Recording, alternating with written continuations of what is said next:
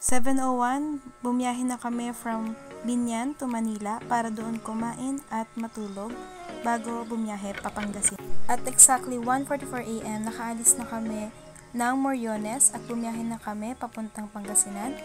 At 2:11 AM, nasa May Kawayan, Bulacan na kami. First time namin mag-rides na madaling araw, kaya good luck talaga sa amin. And ayan, nakarating na kami sa Giginto, Bulacan.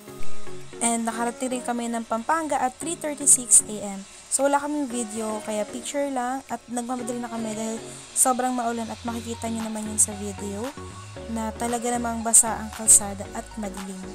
OMG guys, ito na yung part na sobrang dilim talaga ng dinaanan namin.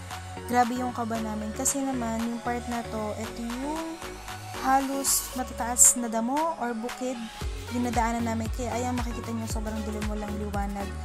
Tanging yung sa motor lang namin and yung mga nakakasalubong namin motor and kotse, sobrang lalayo. Ayan, nag-CR muna ako, nakakatakot, grabe.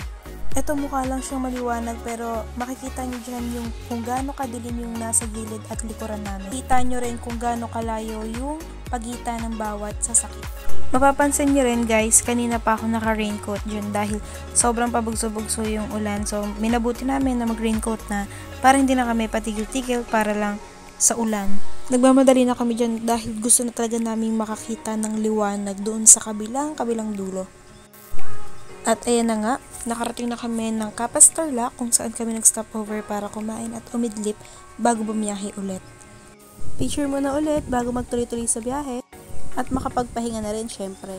And then biyahe lang ng biyahe para makarating na kami sa aming pupuntahan, which is ang Urbis Tondo, Pangasinan.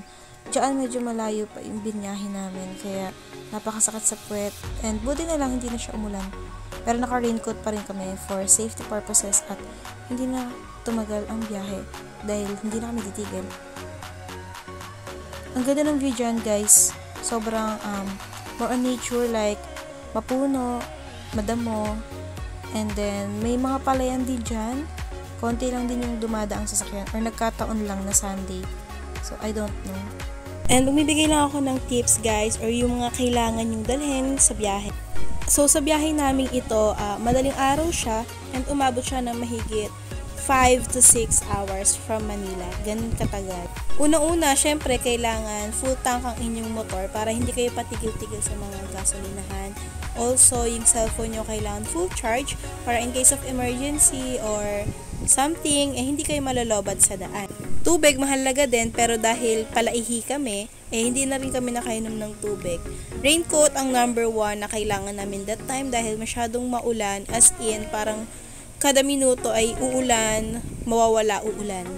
Mahalaga rin yung extra money, hindi pwedeng sakto lang yung dala nyo, kailangan talaga may extra dahil hindi nyo naman alam yung mga exact na gagastusin nyo. Pero nung sa time namin or sa ride namin, hindi naman kami masyadong gumaso. Sobrang tipid lang kami. As in gas and then yung cup noodles. Mahalaga rin na safety yung bag nyo. Kaya hanggat maaari, magdala kayo ng malaking plastic kung saan kakasya yung bag nyo.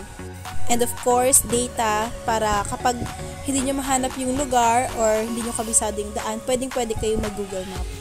At sa haba ng biyahe, kailangan nyo ng pasensya dahil paniguradong sasakitan nyo balakang, ang inyong ulo, ang inyong batok, o ang inyong buong katawan. And after a long hour, ayan, nakarating na rin kami ng Pangasinan. Kapag naman talaga narating nyo na yung destination nyo, mawawala lahat ng pagod nyo at masasabi nyo, sulit yung tiniis nyo sa biyahe, umaraw man o umulan. Ang mahalaga, nakarating kayong safe sa kung saan kayo pupunta. Ayan, dito, may dadaanan kaming tulay. Hindi ko alam kung anong bridge to, pero ang ganda rin naman ng view. Advice ko lang din, guys, sa mga maglo-long ride, like south to north or north to south, maganda talaga, madaling araw kayo bumiyahe pa umaga. Dahil bukod sa tuloy-tuloy ang biyahe, mabilis kayong makakarating at higit sa lahat, maaga kayong makakapagpahinga. Sobrang less hassle talaga kapag madaling araw kayo bumiyahe.